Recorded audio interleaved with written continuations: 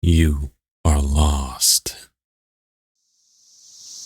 It's difficult for you to admit because that means you are stuck on an unfamiliar gravel road in the middle of nowhere, Mississippi, with no cell service.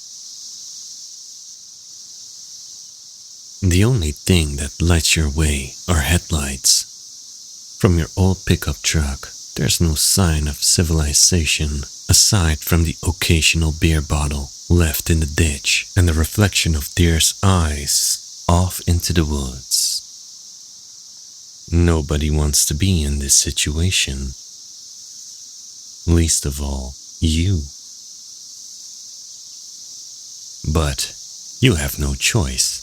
Your GPS doesn't work, and one wrong turn has ruined your plans for the night. All you can do is continue driving until maybe, just maybe, the road loops back onto the highway and you can reorientate yourself.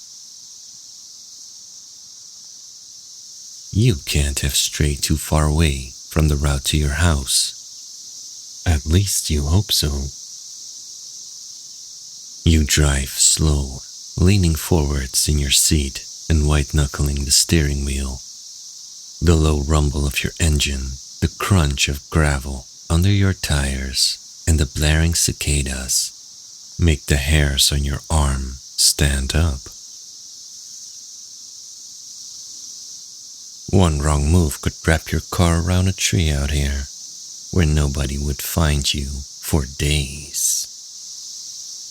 A sharp turn approaches. You take it carefully, foot hovering over the brake. The rest of the road slowly enters your field of view, empty and dark, just as it had been for the past 15 minutes of driving. Until your headlights illuminate a figure in the middle of the gravel. You slam the brakes a little too hard. Your head nearly meets the steering wheel, but darts up to see what you almost hit. It's a girl. She looks directly at you and waves something in her hand. It looks like a no. That is certainly a flip phone. She shouts, distant but audible. "Hey, my phone died. Can I get a ride?" "Yeah, sure. Come on in." Something in her voice sends a cold chill through your spine. You push it back. It's just a girl. A young one at that. There's nothing to be afraid of. You're just on the edge from being out here alone so long. "Hello? Anyone in there?" This time, you roll down the window and lean out your door. "Hop on in." The girl opens the passenger side door and hops in. You're able to get a better look at her now. She is young, maybe early 20s. She stares blankly as she slumps down the seat and puts her knees up the dashboard, flip phone sat in her lap. A hand reaches up to the ribbon choker on her neck, fidgeting with the bow on the front. Thanks. What's someone like you doing out here?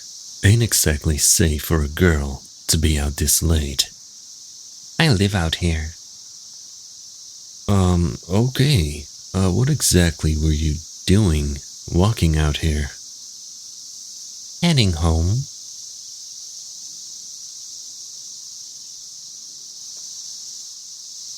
"Just drive up the road a bit. It's not too far." "Okay, what's your name?" "Emily."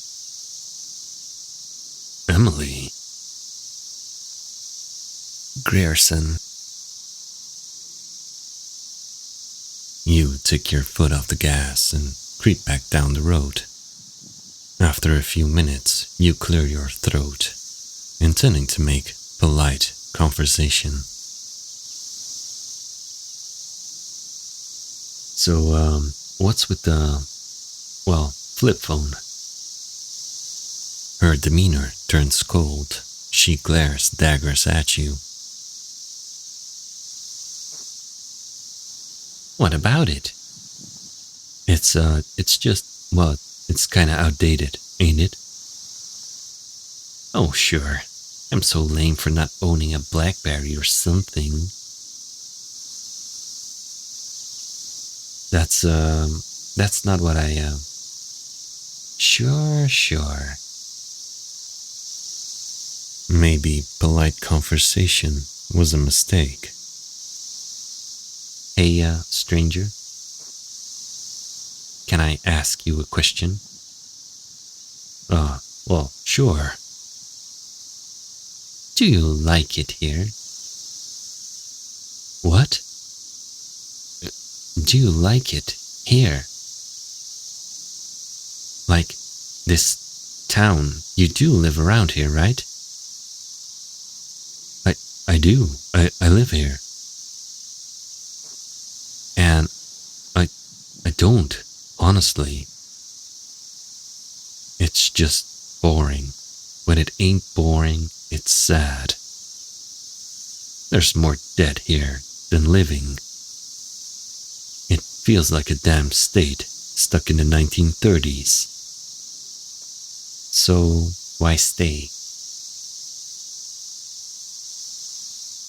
Really, if you hate it, why not leave? You give the question some thought, letting the buzz of cicadas and tinnitus fill your ears. I think if I left and found out everywhere is the same, I don't think I'd make it past my 20s. Well, what about you then? She looks down at the flip phone in her lap, glancing at it. You notice it's covered in dirt. I felt the same. Then why aren't you leaving? Emily smiles. I can't. What's that? Hey, stop here. This is it. The truck crawls to a stop in front of an old bent road sign.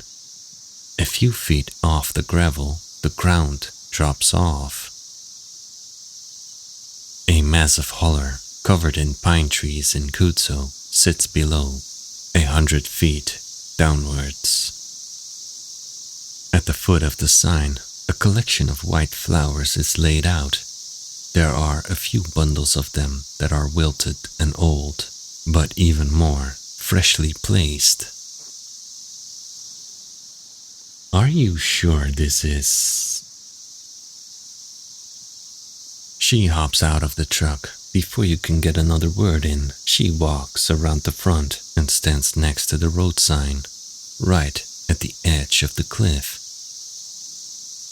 She turns her head to look at you, smiling. Thanks for the ride, stranger. She leans forwards. There is no thud of a body hitting the ground. There is only a gush of air, then silence. You scramble out of the truck, running towards the edge of the cliff. When you peek down, nothing is there. Damn. Right. Well, thank you for watching and goodbye.